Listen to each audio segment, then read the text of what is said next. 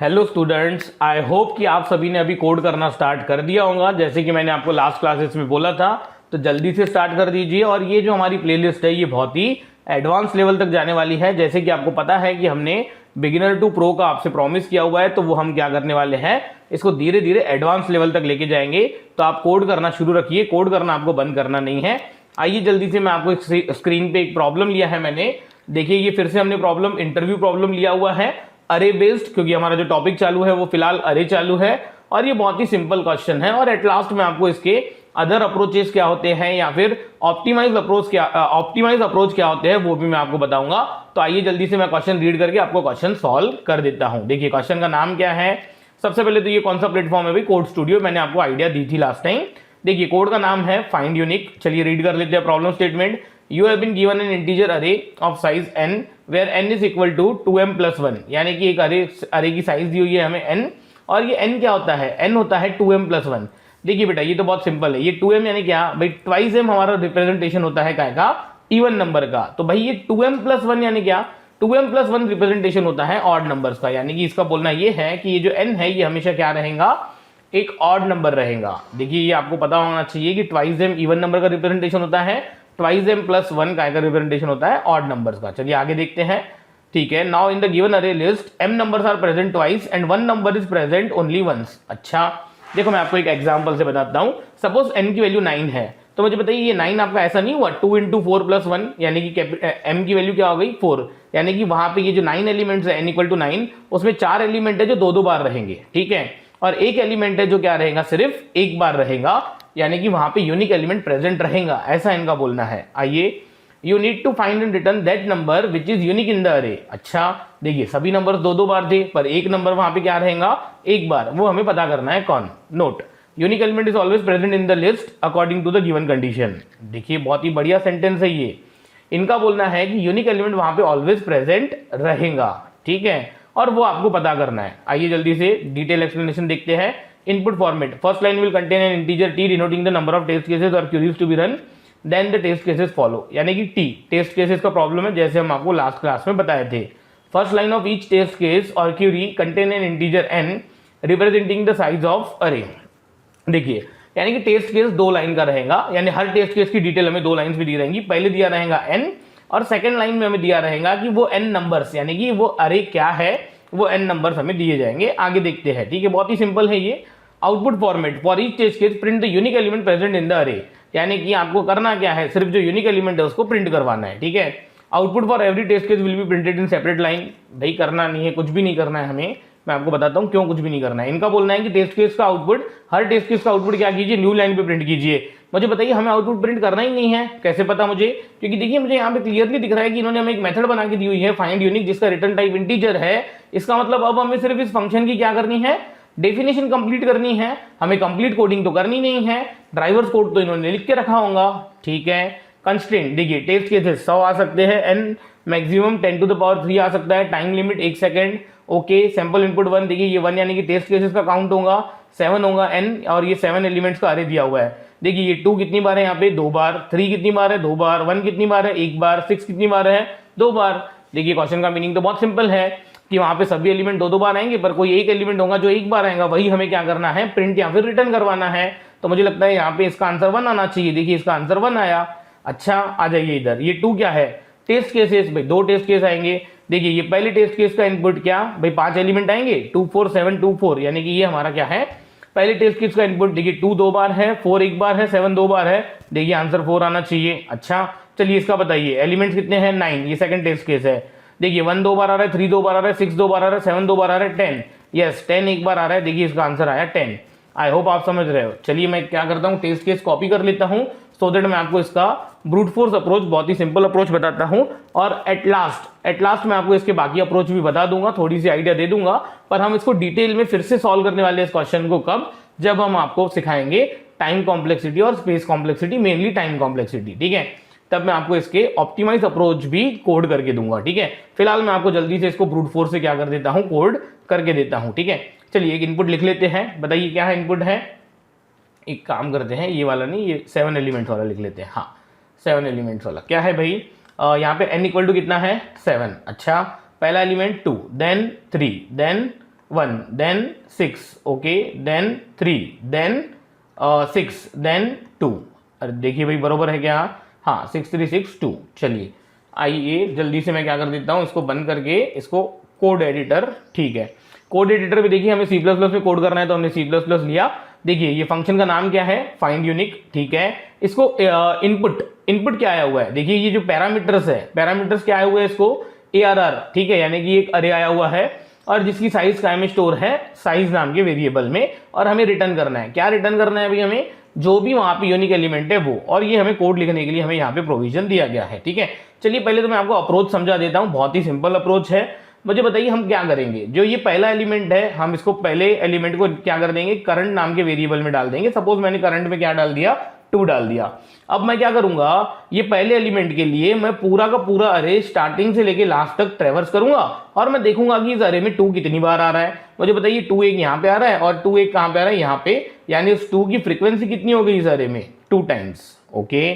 चलिए 3, अब मैंने क्या कर दिया, ये करंट में क्या डाल दिया? 3, यानी कि सेकेंड एलिमेंट, ठीक है। अब मैंने फिर से अरे ट्रेवर्स किया, कहां से?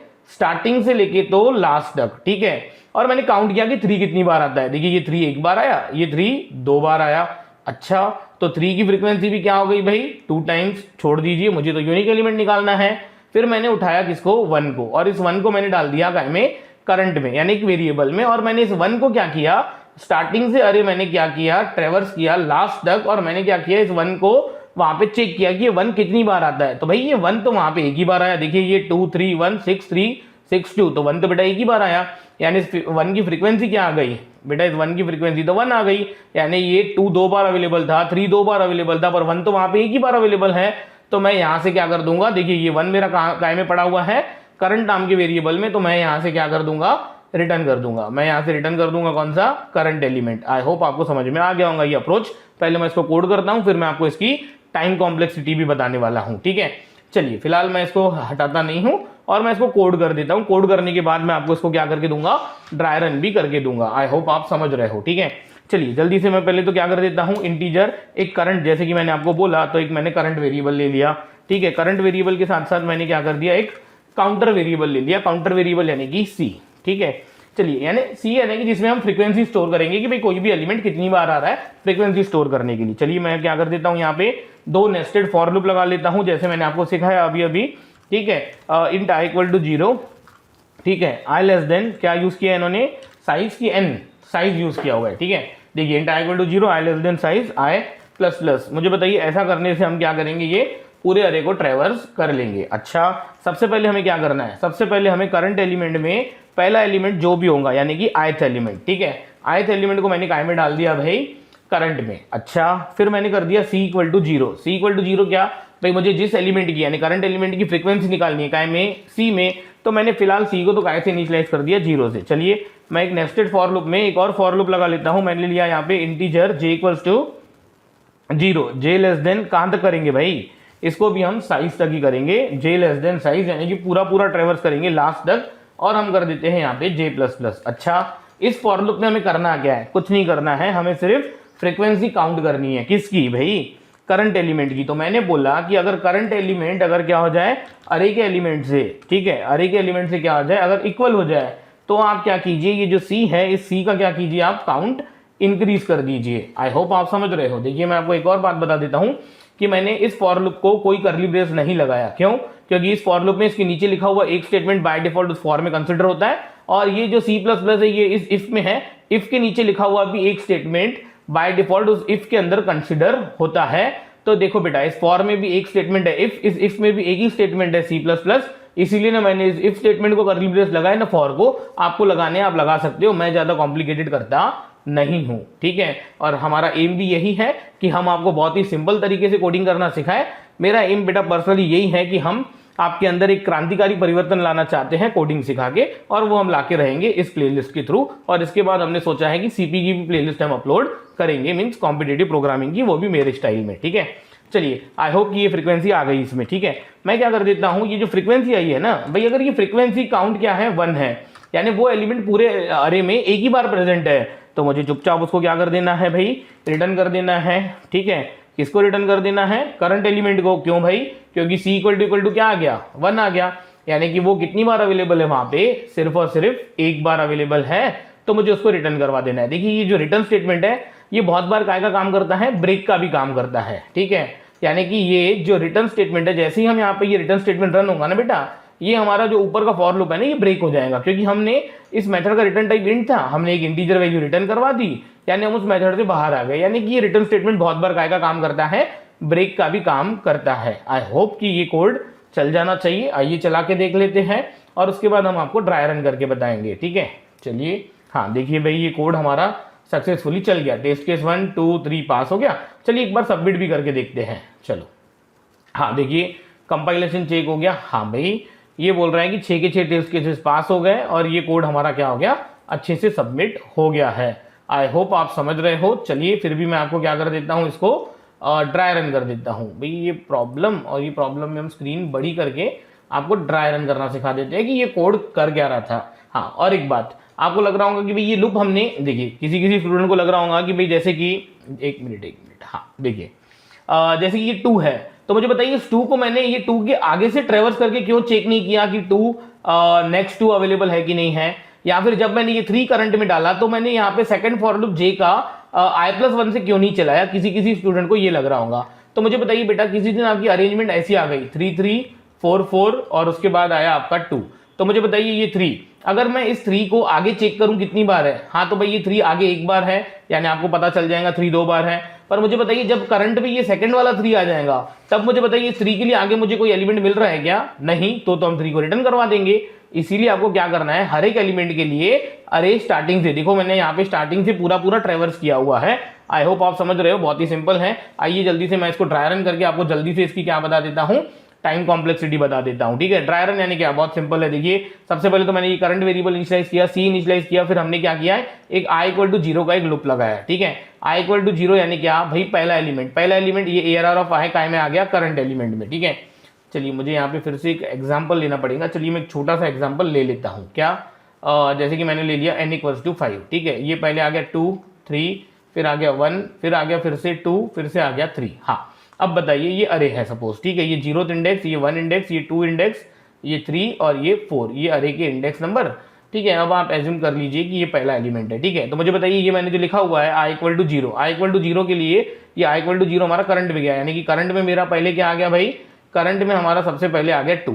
अब मैंने ये जे के थ्रू देखिए क्या किया, पहले तो मैंने c=0 कर दिया, ये लीजिए c=0 यानी कि जिसमें हम फ्रीक्वेंसी स्टोर कर रहे हैं। अब देखिए मैंने j=0, j less than size j++, यानी कि मैंने पूरा अरे ट्रेवर्स किया और मैंने चेक क्या किया, अगर करंट एलिमेंट के बराबर अरे का कोई एलिमेंट है तो c++ होना चाहिए, यानी कि देखिए ये 2 और 2 इक्वल है, हाँ इस c का काउंट बढ़ा दो। अब ये 2 और 3 इक्वल है, नहीं, ये 2 और ये 1 इक्वल है, नहीं, ये 2 और ये 2 इक्वल है, हाँ इसका एक काउंट बढ़ा दो, ठीक है। चलिए 2 और ये 2 और 3 इक्वल है, नहीं, तो हम इसको c को कुछ नहीं करेंगे। तो यानी मुझे बताइए करंट एलिमेंट में अगर 2 है तो उसकी फ्रीक्वेंसी भी कितनी आई, 2। फिर उसके बाद में आ गया इफ में, ठीक है। देखिए ये फॉर लूप का पार्ट ये 3 स्टेटमेंट ही है। देखिए ये फॉर में बाय डिफॉल्ट कौन है, इफ स्टेटमेंट में बाय डिफॉल्ट इफ की कंडीशन ट्रू ही तो कौन है, C++। अब जैसे ही हम इस फॉर लूप से बाहर आए तो हमने चेक किया C, बताइए C में क्या है 2, जल्दी बताइए 2 = 1, नहीं, तो ये रिटर्न करंट एलिमेंट वाली कंडीशन रन नहीं होने वाली है करंट =2 के लिए। ऊपर गए i इंक्रीमेंट हो गया, तो i क्या हो जाएगा भाई, i1 हो जाएगा। अरे i1 हो जाएगा तो फिर सेकंड एलिमेंट यानी 1 इंडेक्स पे एलिमेंट कौन सा पड़ा है, 3, भाई करंट में क्या आ जाएगा 3। अब j के थ्रू मैं फिर से ट्रेवर्स करूंगा, मुझे बताइए 3 इस पूरे अरे में कितनी बार है, अरे j का लूप ट्रेवर्स होके 3 यहाँ पे 2 बार दिख रहा है, तो c की वैल्यू फिर से क्या हो जाएंगी 2, c की वैल्यू 2 हो जाएंगी, 2 = 1, यानी कि ये स्टेटमेंट रिटर्न करंट, ये स्टेटमेंट रन होने ही नहीं वाला। चलिए उसके बाद i++, तो i++ में i में क्या आ जाएगा 2।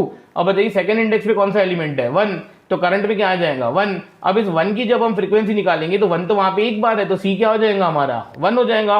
पूरा j का लूप ट्रेवर्स करने के बाद c हो जाएगा हमारा 1। अच्छा तो उसके बाद 1 = 1, यस, यानी कि 1 वहां पे एक ही बार प्रेजेंट है, तो मैंने कर दिया रिटर्न करंट। बताइए करंट में क्या रखा हुआ है, करंट में 1 रखा हुआ है, यानी कि ये जो हमारा सैंपल टेस्ट केस है इसका आंसर क्या आना चाहिए, 1 आना चाहिए, और हमारा बरोबर आ रहा है। आइए जल्दी से टाइम कॉम्प्लेक्सिटी देख लेते हैं। मुझे बताइए ये पहले एलिमेंट के लिए मैंने क्या किया, पहले एलिमेंट के लिए मैंने ये पूरा का पूरा अरे ट्रेवर्स किया, यानी कि n एलिमेंट्स। अच्छा मैंने ये सेकंड एलिमेंट के लिए भी क्या किया भाई, n एलिमेंट्स को मैंने कंपेयर किया। अरे भाई देखो यहाँ पे हम कंपेयर कर रहे हैं ना, और ये j का लूप पूरा चल रहा है ना n टाइम्स। हाँ अरे भाई 1 के लिए भी मैंने पूरा का पूरा ट्रेवर्स किया, चौथे एलिमेंट के लिए भी, पांचवें एलिमेंट के लिए भी। आई होप आप समझ रहे हो कि ये जो है हमने हर एक एलिमेंट यानी n एलिमेंट्स के लिए हमने हर एक के लिए क्या किया, हमने n टाइम्स n कंपेरिजन की, यानी कि इसकी जो टाइम कॉम्प्लेक्सिटी आ जाएंगी बेटा वो क्या आ जाएंगी, ऑर्डर ऑफ n² आ जाएंगी। आई होप आप समझ रहे हो। चलिए मैं समझता हूं कि इसकी ऑप्टिमाइज अप्रोच हम बाद में देखेंगे, क्योंकि अभी तक मैंने आपको टाइम कॉम्प्लेक्सिटी का कंसेप्ट सिखाया नहीं है। बिग ओ नोटेशन क्या होती है, जैसे कि अपर बाउंड क्या होता है, ये अभी तक हमने आपको सिखाया नहीं है, आगे की क्लासेस में हमको सिखाएंगे, तो हम इसके क्या करेंगे और भी अप्रोचेस डिस्कस करेंगे। चलिए इसका एक अप्रोच मैं आपको बता देता हूं, जैसे कि सेकंड अप्रोच इसका जो है वो आप इसको n log n में भी कर सकते हो सॉल्व, ठीक है। थर्ड अप्रोच जो आएगा इसका वो आएगा n। चलिए मैं आपको ये n log n वाला अप्रोच बता देता हूं। आप क्या कीजिए, लीनियर टाइम यानी कि n टाइम कॉम्प्लेक्सिटी n वाला अप्रोच सोच के देखिए, अदरवाइज आगे कुछ दिनों बाद जब मैं आपको टाइम कॉम्प्लेक्सिटी सिखाऊंगा यही प्रॉब्लम मैं आपको फिर से काय में कोड करके दूंगा, बिग ओ ऑफ n। अब ये बिग ओ ऑफ n क्या होता है ये हम आगे देखेंगे, ठीक है। ये बिग ओ ऑफ n कुछ और नहीं होता, अपर बाउंड होता है। हमारी जो ये है डाटा स्ट्रक्चर की थ्योरेटिकल प्लेलिस्ट है, आप उसमें भी देख चुके होंगे कि हमारा बिग ओ नोटेशन क्या होता है, ठीक है। चलिए n log n का अप्रोच मैं आपको बता देता हूं। आप क्या कीजिए, पहले अरे को सॉर्ट कर लीजिए यूजिंग STL, यानी कि हमारा जो एल्गोरिथम्स का स्टैंडर्ड फंक्शन है सॉर्ट।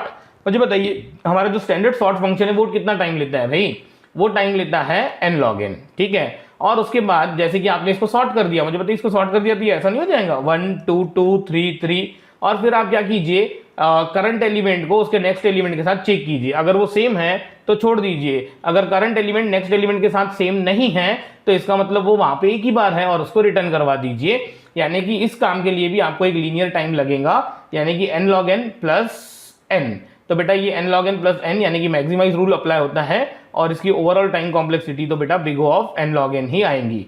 अब थर्ड अप्रोच के लिए आप बेटा सोच के देखिए, और मैं आपको कुछ लेक्चर्स के बाद आपको थर्ड अप्रोच यानी इसी क्वेश्चन का कि n time complexity linear time में कैसे सॉल्व करेंगे वो भी हम आपको सिखाएंगे। फिलहाल हम इस लेक्चर को यहीं स्टॉप करते हैं। आप पूरे लेक्चर अच्छे से देखिए और कोडिंग की प्रैक्टिस करते रहिए, ठीक है। बाकी हम देखते हैं नेक्स्ट क्लास में।